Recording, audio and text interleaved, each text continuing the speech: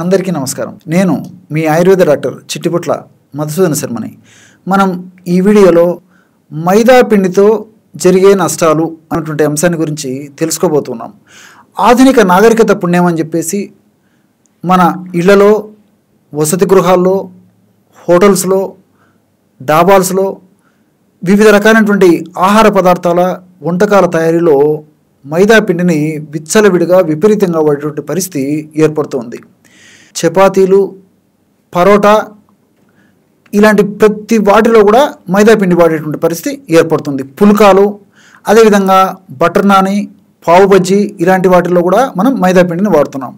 బన్నులు, రోటీలు, పఫ్ఫులు, దిల్ పసందులు ఏ item తీసుకున్నా మైదా పిండి లేదే ఆ ఐటెం మనకు ప్రత్యక్షం కానటువంటి పరిస్థితి నాగరిక సమాజ పుణ్యం అని చెప్పేసి ఉంది. దీనికి కారణాలు కూడా మనం ఆలోచించినట్లయితే వీటితో తయారు చేసినటువంటి పదార్థాలు తినడం చాలా ఈజీ, తయారు చేయడం చాలా ఈజీ, చాలా రుచికరంగా ఉంటాయి. ఎంతైనా ఇంకా తినాలనేటువంటి ఆసక్తి కలుగుతూ ఉంటుంది. చాలా రుచికరంగా ఉంటాయి అన్నమాట. సో ఇలా వివిధ రకాలైనటువంటి కారణాల రీత్యా మైదా పిండిని వాడడం ఎక్కువ జరుగుతుంది నాగరిక సమాజంలో. అసలు ఈ మైదా పిండి ఎలా తయారవుతుందంటే గోధుమలని బాగా రీఫైన్ చేసి పాలిష్ పట్టడం వల్ల ఈ మైదా పిండి తయారవుతుంది. ఈ ప్రక్రియలో భాగంగా గోధుమ పిండిలో అలాక్సాన్ అని చెప్పేసి ఒక బ్లీచింగ్ ఏజెంట్ని కలుపుతారనమాట. సో ఈ విధంగా కలపడం వల్ల మైదా పిండి పరిపూర్ణంగా తయారైనట్లు మనకి గుర్తు. ఈ మైదా పిండి యాక్చువల్గా గోధుమ పిండిలో పాలిష్ పట్టినటువంటి గోధుమ పిండిలో కార్బోహైడ్రేట్సు, ప్రోటీన్సు, ఫ్యాట్సు, అదేవిధంగా fibre, vitamin B2, nicotinic acid, calcium, phosphorus, vitamin A ఇలాంటివన్నీ కూడా పోషకాలు చాలా మనకి గోధుమల్లో ఉంటాయి. మైదా పిండిలో అంటే ఈ గోధుమలను ఈ పద్ధతిలో తయారు చేసి రీఫైన్ చేసి పాలిష్ పట్టేసరికి మొత్తం ఇవన్నీ పోతాయి. కేవలము పిండి పదార్థాలు ఉంటాయి.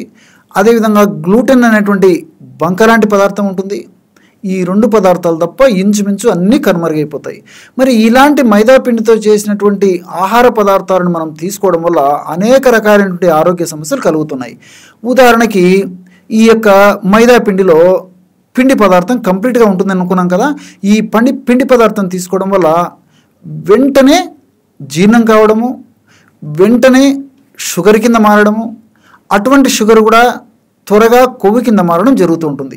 అంతేకాకుండా ఇలాంటి పదార్థాలు తీసుకున్నప్పుడు త్వరగా జీర్ణం అవుతుంది కాబట్టి మరలా త్వరగా ఆహారం తీసుకోవాలన్నటువంటి సంకల్పం కలుగుతుంది. మరలా మనం ఆహారం తీసుకున్నప్పుడు మరలా అది జీర్ణం కావడం, ఇలా క్రమక్రమంగా ఇలాంటి ఆహారాన్ని అతిగా సేవించేటువంటి పరిస్థితి ఉండడం వల్ల వెయిట్ ఇలాంటి అనేక రకాలైనటువంటి పరిస్థితులు కూడా కలుగుతున్నాయి అన్నమాట. కాబట్టి వెయిట్ వచ్చేందుకు ఇలాంటి పదార్థాలు కూడా కారణం.